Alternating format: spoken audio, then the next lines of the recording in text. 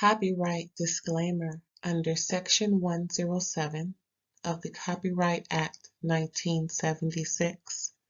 Allowance is made for fair use for purposes such as criticism, comment, news reporting, scholarship, and research. Fair use is a use permitted by copyright statute that might otherwise be infringing. Nonprofit, educational, or personal use tips the balance in favor of fair use. Thank you. Now enjoy the show. Hey everybody, thanks for tuning in to another episode of RAERAEs Review, where you know who we is. Me and my homegirl Erin gonna be talking about Southern Charm Season 10, Episode 13. Everybody, welcome Erin. Hey everybody, thank you for having me. Of course. Well, this was the episode. This was it. Yep. We got I know I got all the clarification I needed. Did you get all the clarification you needed? Yes, ma'am. And girl, you know what? While they were talking about different things, I said, that's what me and Aaron was talking about, especially that stuff about what was not being said as to why Craig was not so much hanging out with Austen and them. Yes. We were proven right, is what we were proving. I mean, you know, it's just obvious. We were right. It's like, yeah, we'll get into that, y'all. If you haven't watched we will. We'll definitely discuss it. But I like this. Yeah, let's get into it. Any preliminaries? No. Well, of course, right? Because when do I not have extra words? I would say just that finally I feel like production has righted itself a little bit by giving us more storyline between folks. But boy, did they do Venita dirty. And we'll get to that. Girl. I mean, they just had to dirty up the cleanest one on the crew. I know, they made her look so scandalous. And if y'all watched our last episode that we just put out earlier in the week, episode 12, Aaron spilled all the tea about production and they dirty works and everything. So this is just a continuance, but yeah, they really did her dirty with that non-chronological order mess that they trying to form a narrative. Oh, it just gets on my nerves. Oh, me too, because like Venita really honestly not like knowing that JT had a girlfriend versus knowing is really unfair to the level of enthusiasm she had about him, and that really affects the lens in which you watch this. So I can't blame her one little bit for saying, let me make this clear 2 episodes before y'all think you know anything. So I was sipping on my coffee, you know, because remember in the beginning I was like, I know she ain't trying to be no heifer around here. It was come to find out is like Carly Red said, it was all a lie. It was all a lie. Production, get your ish together. You can't take a chunk out of somebody's character like that just to suit yourself. I don't like that. Right. And it's like, just like you said, they're trying to ruin her character as a person. That can go a long way, especially in the line of business that she's in. Yeah. And like, it's also like not how she was operating. So don't do that. Like, we're supposed to be on a reality show. It's one thing, we all know how much, we don't really want to know how the sausage is made, but I don't stand by you guys taking someone out of their character for a false storyline. Especially Venita. She get out of here. Okay. You ready? They got us both up in arms. I know. Let's get to this dinner. Okay. Oh, yeah, we're going to get to that too. Okay, y'all. So if you haven't watched the episode, this is how it starts off. We usually go in chronological order, not like production, because we just like to give, the essence of the episode. And once we delve into that scene, we'll just talk about whatever. And specifically, when we delve into that dinner scene, everything is going on. So we're just going to talk about that as it is. But as we move forward in the episode, we start off with Shep. Again, he come into the boys' room with this epiphany of whatever he needs to say. Luckily, he ain't reading no more text messages. I know. He ain't sending no more text messages. We think he's getting a little clearer minded, but he tells Craig that, and he's real nervous to tell him. You see how he's real anxious and like laughing, like ha ha ha. You guess what I did? Ha ha ha. Yeah, He's like a big old kid. He talks about the necklace that he was telling Molly about when they were trying on bathing suits a few episodes ago. And coincidentally, he gave Taylor a similar necklace. They keep flashing back to him giving her a necklace, of a shark's tooth. Apparently, that's his thing. He likes to give shark teeth necklaces to his booze. I mean, stupid ass. Oh my God. And I think Madison said, as rich as he is, I'd be offended. That's where I'm at, Madison. Oh, say that. And what? It just makes it that much more comical for his shtick to be a big old shark's tooth. Like, it's such a tacky. I mean, like, this to be his thing. I'm like, you're such a dork. Like, this is not the move. Not even once is this the move, much less twice. Listen, Shep, if you're listening, watching, listen, if anybody knows Shep, I'm gonna give you about 8 carats on that same necklace. You can divvy it up, you can baguettes, whatever the case may be, but don't give me no shark tooth necklace without some diamonds on it and pearls, because I love pearls too. Just saying, but just on GP, don't give no. Okay, it's cool, but add some value to the necklace. That's like giving me a piece of paper with nothing on it. What are we, 8? Who wants a megalodon shark tooth? I don't care if it's like what? Oh, get out of here. Yeah, even Jaws. I don't care if it's a tooth from Jaws himself. It doesn't kind of remind you of Sharknado. Oh my God. Listen, I think a shark coming out of the sky to take them away out of this scene, yeah. What a dork. I can see him being in the next installment of Sharknado. And he's selling necklaces. You know what? Though he did admit in one of the after shows, he actually gets a deal from the artist, which is so tacky. It's like, oh my God. Yeah, so he gets some purchase, like a discount. Yes. Who got all the money? What you mean? And you know what? It just makes your tacky ass choice even worse. Shark tooth on a discount. You're not doing anyone any favors, stupid. My eyes can't roll back far enough at this point. Thank you. I'm trying, but I'm stopping. It's like they won't roll back.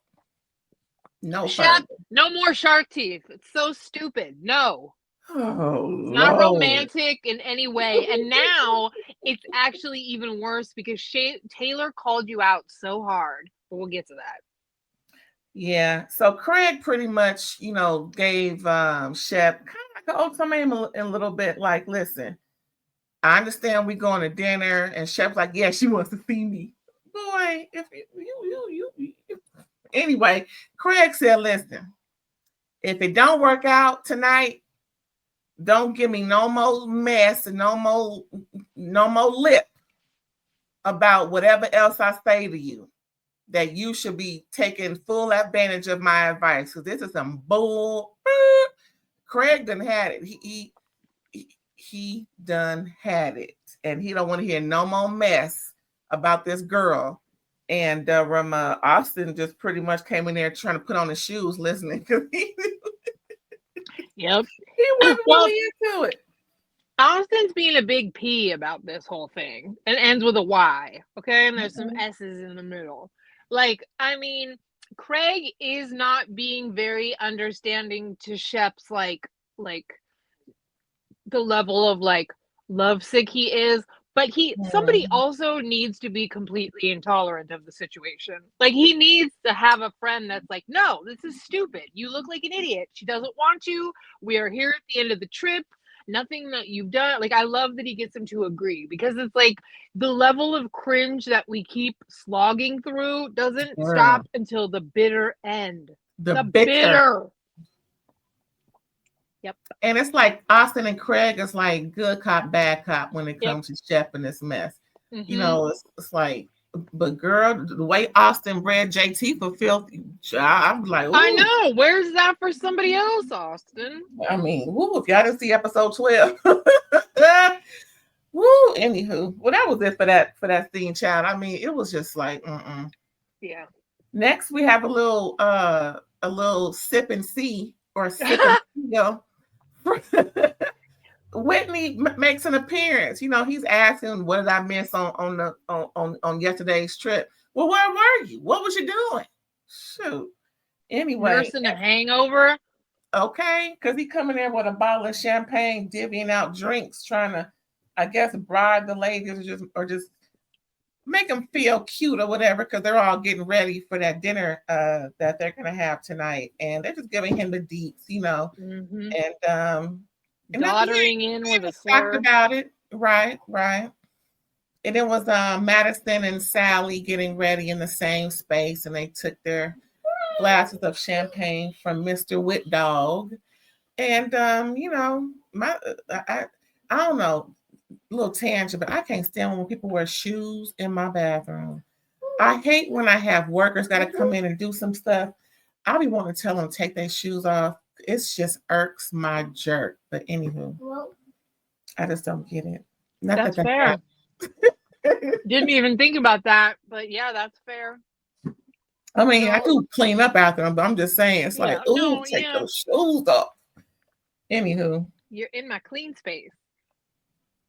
Ooh, you have any words for Whitney? Not a rehab.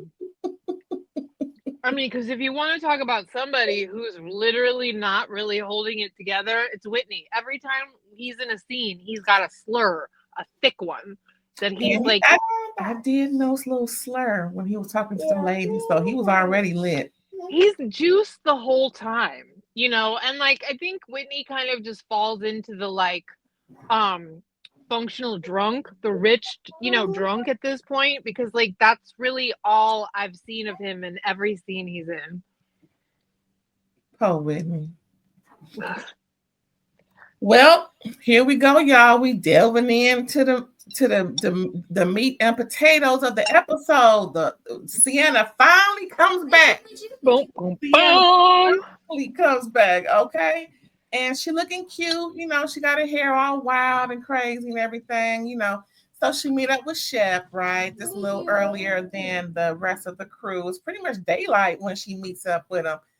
And that's a long talk, because by the time it was done, it was black pitch dark. I mean, and they had a lot to say. I mean, again, finally got some clarity. You know, he sat her down, you know, just wanted to just go over things a little bit and see where they're at with their relationship. And she was like, what relationship? I mean, pretty much. They had a talk, right? She was not under the impression that they were exclusive. They were, you know, in anything other than having a good time. Now I do believe that she was giving him a little more verbiage talk, you know, reeling him in, doing what young girls do. But that thing about purchasing her a $10 million house on the beach, girl, that was my actual confirmation clue that, okay, she's just, you know, playing him. But I don't think that it was so severe, because she could have done a whole lot more than what she's done. Absolutely. You know oh no, I think, listen, I think she gave it a shot. He was so into her, she rode with it. Right. I think she got a little swept up in some of the good times, and maybe said some things back to him that led him under the impression. But here's the problem. The second she started to pull away and get weird, Shep, as a normal human being, should have started to get the idea, you know what? Maybe this isn't exactly headed where I thought it was, and start Right. to let reasonable thoughts creep in. The way that this man clung to we were shooting for the moon and we were almost there and we missed it somehow. That's not how love works, dummy. That's not how love works. You got cringe. She's not into you. You got super cringe chasing after her. Now you're guaranteeing it's never going to work because you've just gone to this level. But the delusion that you have that this was something that it wasn't, stand down, sir. You got played. At least she liked the necklace. She didn't, she acted like she liked it. Listen, it's you know what? It goes back to kind of what you were saying even before we knew what we knew. Regardless, he's doing a mountain out of a molehill. He built a palace around a sandcastle. You know, like you wanted her at to high tide. Yes, you wanted her to meet your family. You were thinking you're counting your children in your head. That's all your problem. That's all your fantasy. That's all the oxytocin that you attributed to yourself. And I will say this, shame on you, Shep, for trying to make yourself feel better by talking about this girl like she's a gold digger, because you're a trophy digger. You went after a 26-year-old at your age and you're a barely functional alcoholic. You are a hot mess rolling in. And she's beautiful. She's Miss Bahamas. She's a med student. She can go and get a good-looking rich man. You were gunning for her because she was a hot commodity, and you think that she shouldn't do the same? Get out of here. She's a high level. You picked her, so she's gonna look for high-level men too. And nobody even brought up to him, well, maybe she doesn't like how you actually have a drinking problem. Oh, and that was something that surprised her when everybody came. Pretty much, they. Excuse me. Oh, this coffee got me burping. I'm glad how they ended things. It wasn't. It kind of reminded me of my breakup many, many years ago. We just talked and just said, "Okay, well, yeah." But enough about me. I liked how they ended things. It wasn't. It wasn't disrespectful at all. It was like, okay, you thought it was one thing. That's not how I saw it. You had, it wasn't really much of anything, really, and we're not on the same page. So she was like, well, let's just, go our separate ways, pretty much, and he's all heartbroken. Of course he is, but if not already, he has to realize that he was just like in it by himself, and I'm always say this, if he was to go through them 12 steps, he could have met her at the end of that and probably be a better dude for the situation instead of allowing himself to get hurt in this manner. Because, he could have met her, like, it is what it is.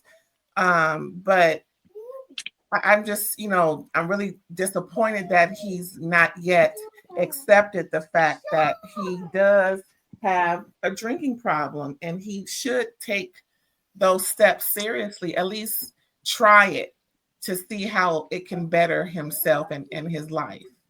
That, I think this is what I like to say, especially because of what Craig is going to talk about. I think that we have, as a society in general, some antiquated ideas about the spectrum of addiction and substance abuse and misuse, right? I think it's like pretty freaking clear that Shep needs to stop drinking. And I think, to your point, the 12-step program absolutely works for a lot of people and is a instruction manual on doing self-work.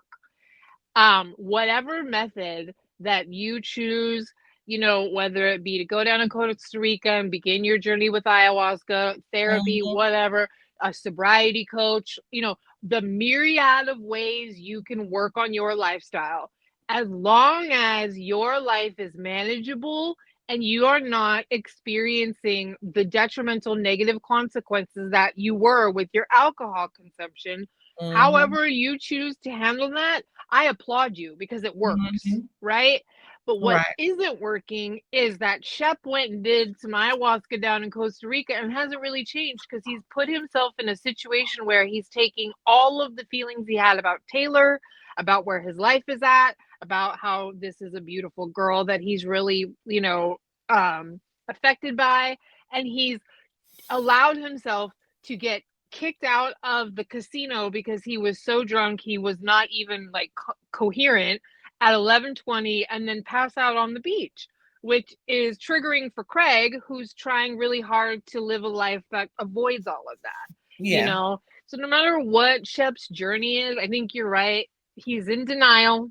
He needs a much more of some kind of active program or some work, or because just trying to do it on his own, whatever this place he's at now, is nowhere near acceptable. Yeah. Along with the alcohol program where they want you to, where they insist that it's pretty much mandated that you abstain from any intimate relationships, is because that psychological need is in jeopardy and you're going to abuse it. And listen, first of all, I'm not trying to put anything on anybody, but just from what I know from the program, there's that need that is not functioning in the most appropriate way with the way that a person is thinking. So they want you to abstain from all those things that could alter your feelings and focus. They want you to focus on yourself and getting better and getting stronger. That's the main thing, getting stronger within your willpower to not indulge or engage in practices and behaviors that will be harmful to you. And this was just that, in my opinion. I hope that he'll take, if not all of what AA has to offer, something that will help gauge him. Like you said, just do something that will help you and not continue to harm yourself. Yeah, there's a lot of different programs out there now, not just AA. There's a lot of different therapy there's a lot of different things. And that's good. They're really, and I think that, like I told you, I think we as a society, we're not educated enough. I think there's a lot of stigma. What I do applaud Shep and Craig and a lot of the other Bravo celebrities that have been forced into the situation. Not Karen Huger, because she didn't handle that one well. Well, and like we can get into it, but that's why I really, really appreciate Craig's vulnerability, because it's like, making a lifestyle change before something is a full blown, not everyone has the traditional disease of substance abuse, of alcohol, or of addiction. There's also, we've been through a horrible pandemic. We're in a political situation. Our economy is not good. We also live in a society that really heavily promotes substance use as a coping mechanism. We are all walking around here with all kinds of levels of various relationships with substances that can get on unhealthy ways. What we do know without a doubt is that Shep's been struggling with this for a while and does not have it in check. So whatever, approach he's taking, it's not enough to keep him out of harm's way, like you were saying. So pick up a step, pick up a book, pick up a therapist, pick up a sober coach, Shep, pick up a 90-day, I won't even drink a beer, pick up something other than this, because this just unfortunately feels like right now Shep on another round of I messed up at the reunion and isn't gonna really change anything. And y'all, they broke up, but it's all good. She stayed for dinner. Surprise, surprise! They broke up. They were broken up before he even got there, but that was I mean, wrong choice of words. They decided to go their own separate way. Shep was broken up with, but she decided to go her own separate way. Ooh. When he was saying we loved each other, and she's like, "Oh, my stomach hurts." I'm like, "Oh God, when are you gonna take a sign, Shep?" Jesus. Now, if I was Shep, I'd say, okay, can you stop with the stomach hurting bit? Because, you know, hey, girl, I forgot here. I mean, what's wrong with you then? She Every needed time to. something happens, your She stomach needed. If she said I love you to Shep, she did owe it to him to look him in the eyes and say, I do not feel that way about you. This She isn't did. working. Right. But it was like she needed, because did you not see the way he could not? She needed to look at him and say, this isn't going any further. What was between us is over. I'm not into it anymore. She needed to do the boom. She needed to just fucking, she needed, because he was so desperate. Every little ambiguous hesitation, he's still hoping. I don't think I think she would have said that at 30 years old, and she's only 26. Fair, I'll give it that too. You know, because she was in the neighborhood, but she wasn't on the right street. You know, she wasn't at the address to where what she needed to say.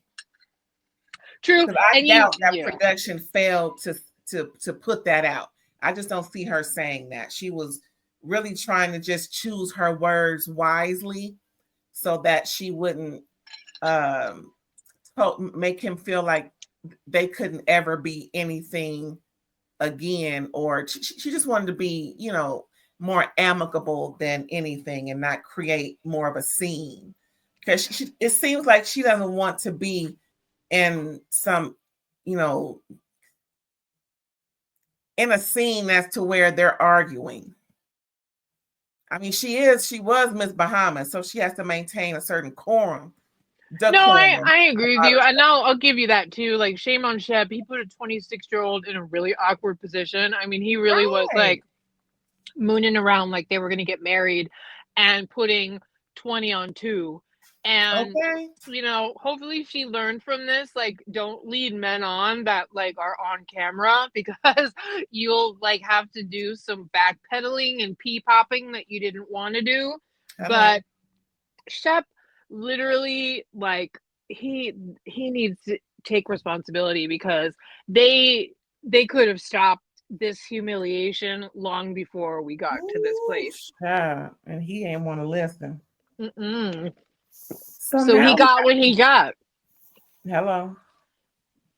And that's how Taylor feels. You know, it's one thing.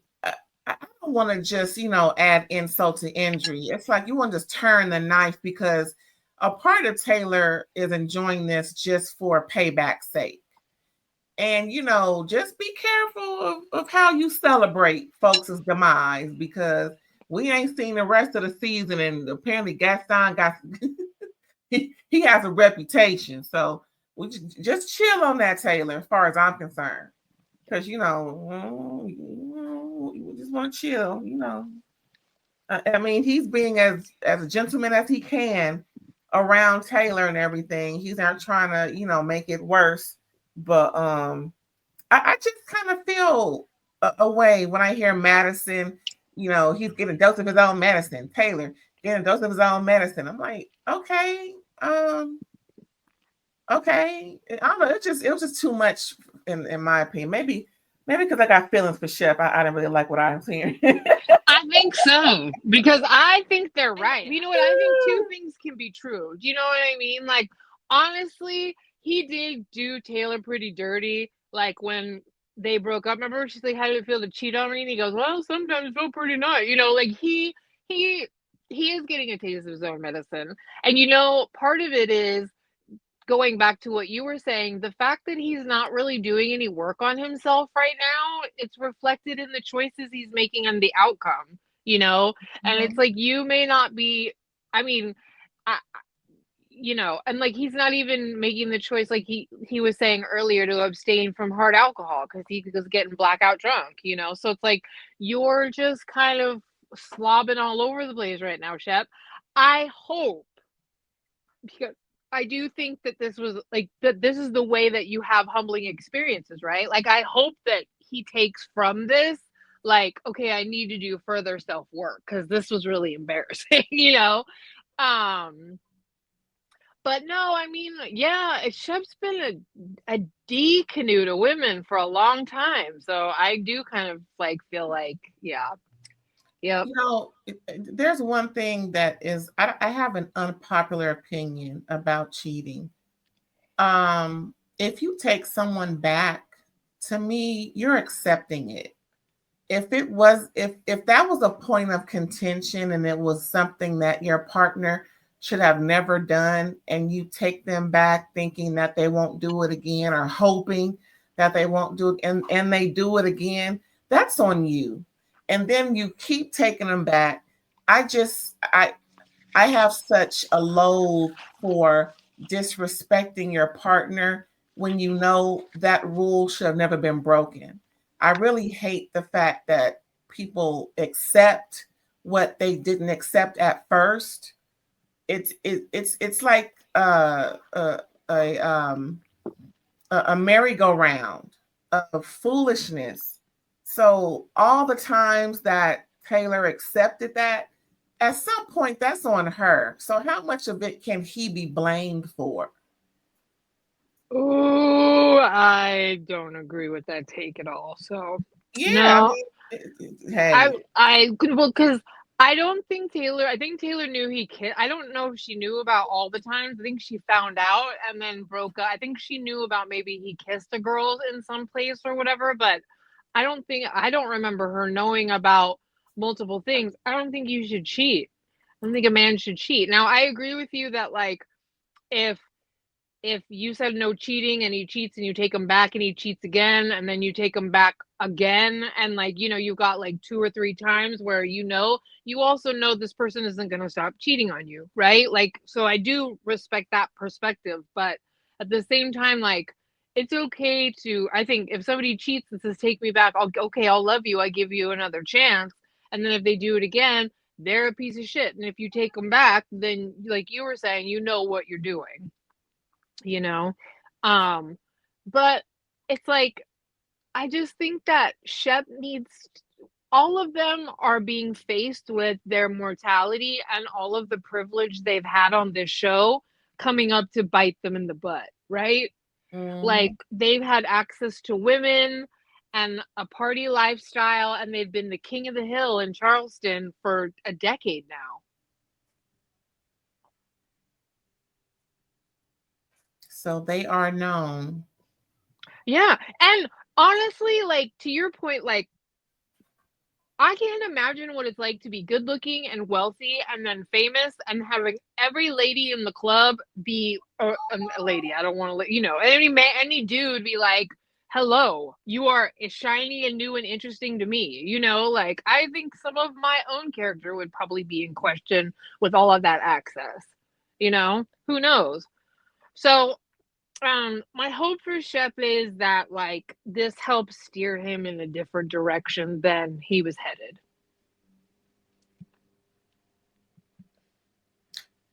I want all adults to be accountable. Yeah. And whatever you accept is what you accept. And what you don't want, stand on business. Stand on business, people. That's how people's character and integrity gets built up. Don't be a simp. That's how I feel, dagnabbit.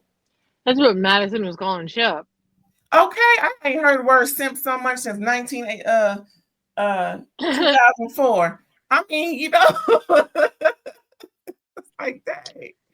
Yeah. But they're enjoying watching Shep get played like a fiddle. I mean, to me it's a little,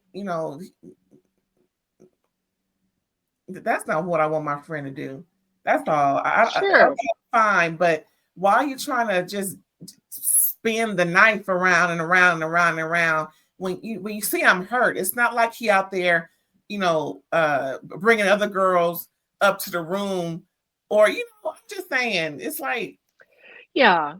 Well, I think Taylor even said at one point she felt kind of bad for him. Like it's obviously. No, she don't. I mean, who knows? But yeah, I mean, it's I appreciated the fact that after their conversation, they asked her the hard questions, though. I'm like, you stayed for dinner, girlfriend. Like, this is all weird now. You know, like, yeah. Yeah, I mean, I okay, just like she told Austen after all that, well, I think that's none of your business.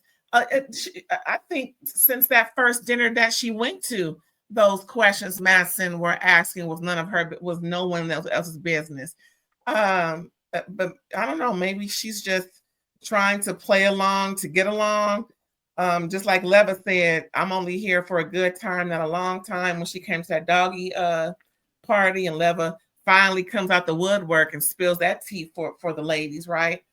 So they already have they have the information that they're seeing. She's not present.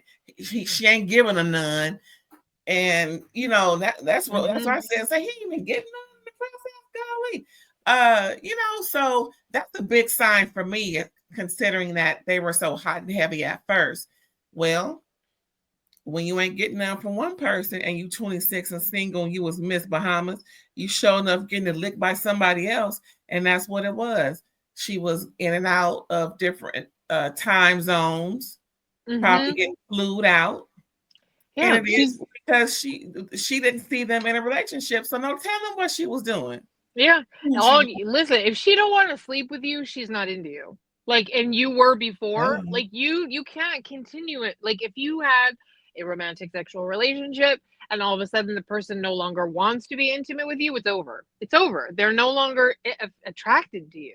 Like, to the point where they want to sleep with you because it's some folks out there doing things for change, but she didn't even want to kiss him. No money.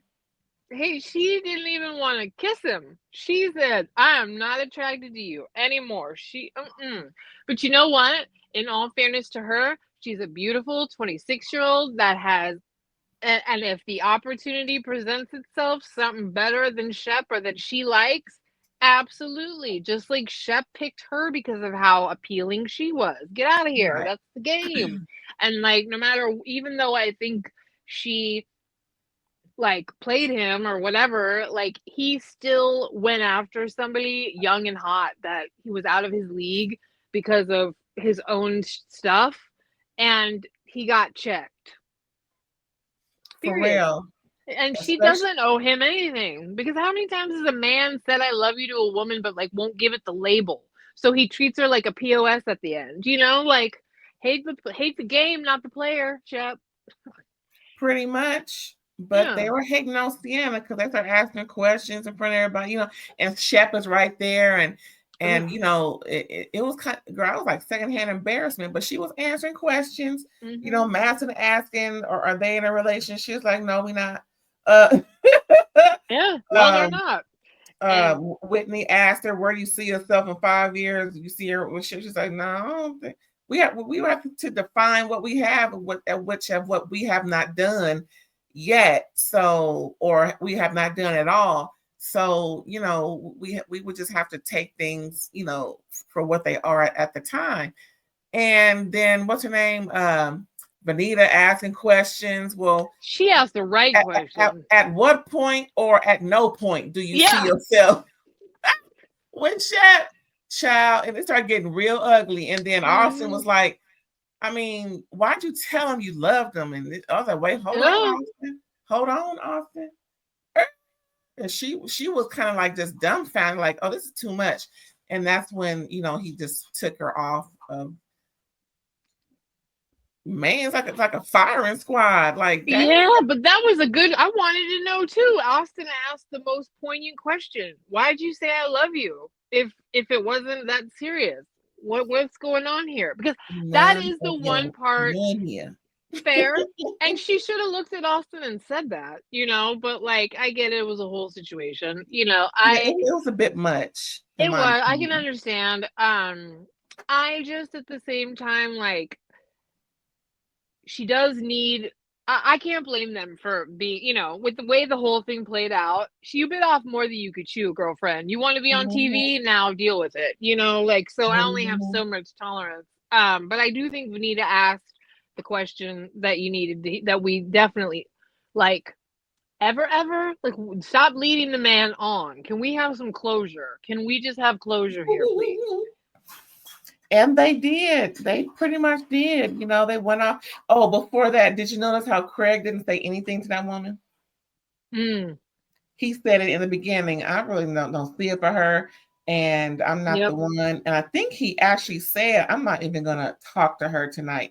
He went that way while she was over there doing that way. Yep. Like, whoa, that says a lot when you are ignored. And really, it wasn't even that big for Craig to do because he ain't the one that's in it. He's just on the outside looking in, and he couldn't have a better temperament for the situation. I kind of thought that was kind of pussy, but it is what it is. Yeah, he was intense about the whole thing, and then he ignored her. But then again, to your point about how dinner kind of got invasive, it might have even just been better to like ignore her and be like, this is the last dinner. Like, Shep, don't hang on. I don't know. I think all of them wanted her to absolutely give the boom because they didn't want to hear Shep clinging to one shred of hope one more moment. I think they were like, don't shut up on the plane. Don't you try to say when you get back home that maybe, like, none of us even want to hear it. Well, and then he kind of walked to the stairs and she left. Well, did we miss anything about that part of the dinner, child? Oh, bye, Sienna. Good luck. Oh, the necklace. Oh. Madison, when she showed them the necklace he got her, and then, of course, Taylor remembers and doing flashbacks. And then Madison said, "Ain't that the same necklace he gave you, Taylor?" Taylor's like, "Yeah, it's the same one." He's like, "No, I gave you a great white. This is a megalodon." The stupidest answer you could like, God. I'm like, Lord, shark, tooth. I know. Bad. Girl. But this is where, you're talking about Taylor, like, not having any sympathy. Like, how can you imagine your ex-boyfriend you broke up with because he wouldn't marry you, he wouldn't treat you right after you put in a lot of investment into that relationship, and the girl that he's mooning all over wants to marry and is like doing all the things he wouldn't do for you, he's doing for her, and then she sits there and is wearing a fucking shark's tooth necklace, the same shit he gave you, and that's on camera. OMG, Shep, you couldn't look like a bigger douche. Taylor loved that part of it because it was confirmation. I think it was confirmation for Taylor, for that girl to know you're not as special as at least I was, because we getting the same gifts. And it is what, it's like that. And that's why Taylor was enjoying it so much. She's enjoying Shep getting hurt because he hurt her so bad. And it's just obvious. Like, girl, calm down. Because really, if Taylor didn't give a doggone, she would have said, "Oh, probably, but I don't have it anymore, so whatever." Give it that. Don't give it any energy, but she gave it energy. So, I'm like, okay, Taylor. Even if Madison asked, she said, "Probably, but I don't know." I just think you're expecting Taylor to be unbothered by some of the hurt that Shep caused her. That is like, I think she has some right to have some feelings about some of the shit that he's pulled. But she's promoting Gaston in the same episode as something that that's in her present and future, and she's no longer worried about Shep. I can't tell. That's all I'm trying to say. Yeah, but I think you are able in your, as the way you conduct yourself, to like make things a lot more cut and dry than I think like a lot of people. You know what I mean? Like, that's part of your character, is like the way that you operate with certain level of kind of emotional integrity and just how you operate. I just think that this is a messy TV show where it's not even natural for her to be on a vacation with her ex like this as it is. And the fact that he gave both ladies a shark tooth, and you think I'm not gonna call it out and like say something? Yeah, it's a little petty, but like this is kind of one of those things where I can't blame her, you know? So I don't know, because I just think it's like it's the fact that she's even having to like play along while all of this is playing out, it's gotta have some kind of effect on anybody. Just because, you know. That's true. Now, speaking of effect on people, let's move on to that conversation with Craig and Austen. That was pretty cool. Because they're, we're done with her and everything. And as they were, it was, I want to say awesome to see how they, meaning Craig and Austen, finally had an adult conversation, a real honest conversation. And like we were talking about, there has to be a reason why, other than what we're listening to, as to why Craig is operating like that. And we were both right in the fact of his sobriety means a lot more to him than hanging out with Austen. Yeah. And the fact that Austen couldn't see that, on top of Craig not totally being, sober, when you can't, for me, I don't think Austen was 100% to blame for the blame that was placed on him, but it's really up to Craig to really make it plain and simple. I agree. And he's been drinking the whole trip. Yeah, it's not so simple as you said. I'm just glad they resolved it, because like I'm just glad, you know what I mean? Like either or, I'm just glad that Craig was able to be vulnerable with Austen, and that Austen was like, oh shit, I wish I had thought about that more, whatever. And like wherever they're at, Craig's trying to be healthier. He's trying to battle substance misuse, abuse, whatever. He's making his own path. He's doing far better than Shep with the whole thing. And I'm just happy that they support each other. They cried and hugged it out, because like that's what real friendship's about, is like supporting each other through the vulnerable moments. And I wish Craig the best of luck wherever you land, even if you're drinking 3% beers and non-alcoholic, and maybe you can hang with that, and whatever you do, I wish you luck and success. And I hope for you, if you find that you need to go stone cold, you're able to do that too.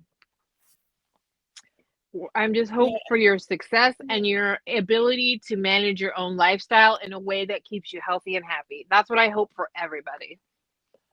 Right. I think that's what Austen meant when he says Craig has this fake image. Well, yeah, he was putting up a front trying to, keep up and everything. So I'm glad that they finished all of that.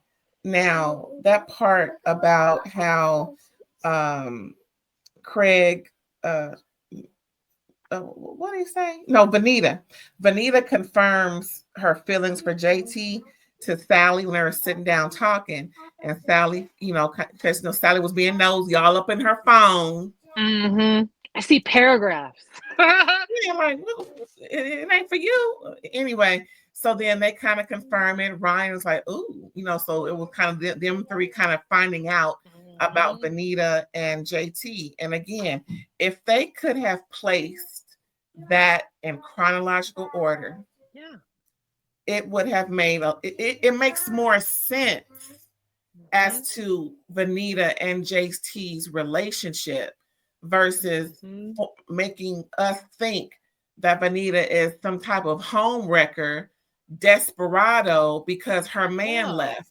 I'm pretty much, that's exactly what they told. Oh, yes, make her a desperate woman because her man left her. So she'll go for, get mad again. I mean, just do it the way it's supposed to be. That's reality. What they're doing is lying. Yeah. Meaning production.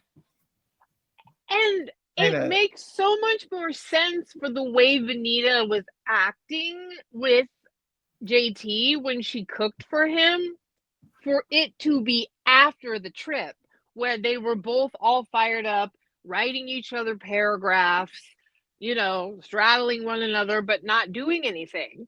And so that makes sense for Venita to be cooking for him and thinking that they're going to have this moment where they like move forward. And he lets her know, I have a girlfriend, and makes her go, what?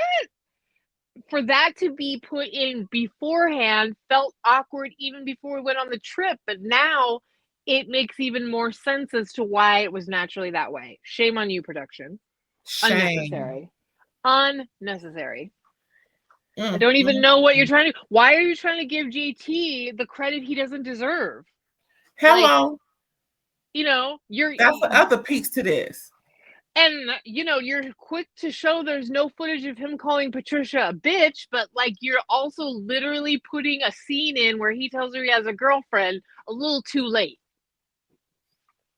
Because Venita said, I don't know if it was on the after show, but she was like, if I were his girlfriend and he were texting the things that he was texting to me while they were together, I wouldn't want to be together.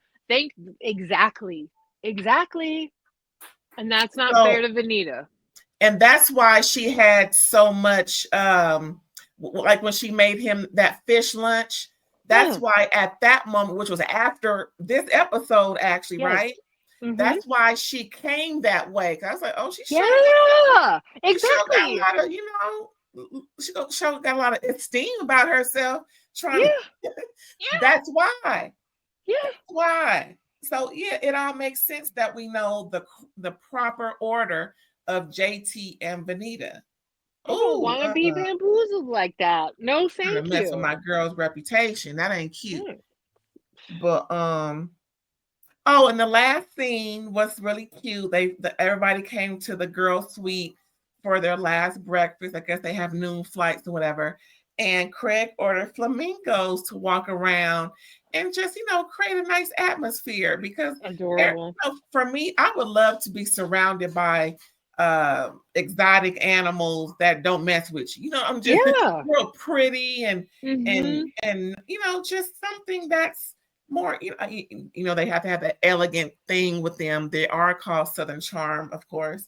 And I'm glad Craig did that because it really lightened the mood, I thought. Yes. And I thought it brought back the spirit of what this group is supposed to be about, which are friends having a vacation. I said, you know, like without beating a dead horse, the one thing that Shep really kind of drew out for everyone on the trip is that because he wouldn't take the signs that it was over, he prolonged the agony of everyone else. And I think that that's kind of what we got at the table was everyone else had it, right? And they're like, let's kill this so we can have some fun.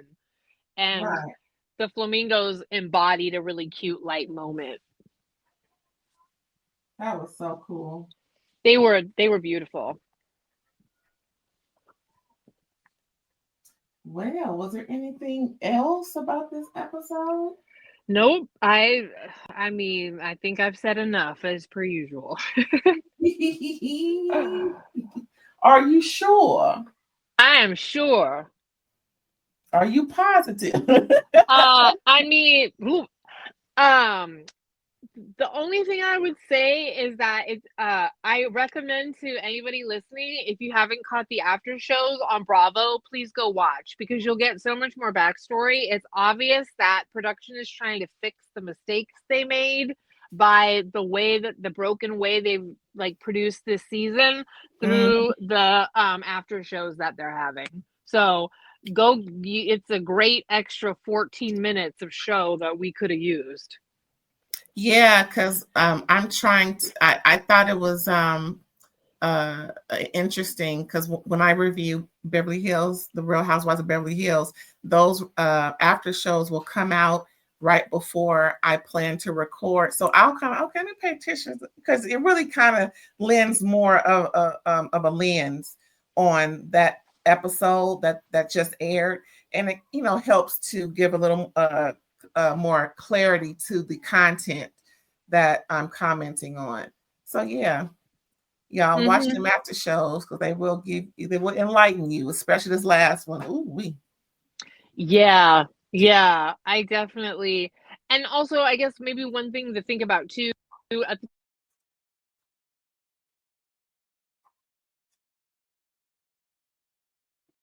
the restaurant was about to come out, and he had just invested in a alcoholic beverage company with a seltzer where he was supposed to be doing promotion.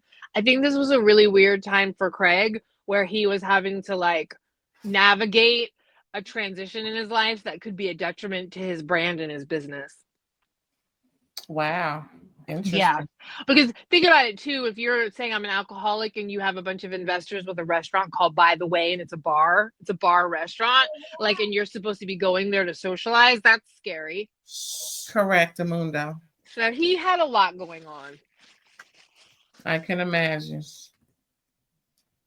Well, y'all, that was it for Southern Charm. I told y'all it was good. Y'all better go watch it if y'all haven't. If you like to just listen to us, we'll take that too. No big deal. You know what I'm saying? At all. Well, you guys, we're going to end the show. But before we end it, Erin, please let us know where we can find you when we're not recording this or Drag Race. You can catch me on Instagram at psychic_ELB. That is my psychic account. If you'd like to get a reading, hit me up in the DMs. I do give the Aunts and Unks a discount. You can also catch me on Alexander Rogers' channel on occasion. And y'all, thanks again for tuning in. We will see y'all next week. Please don't forget to like, comment, subscribe, and also share it with the folks. And we'll catch you next time. Bye.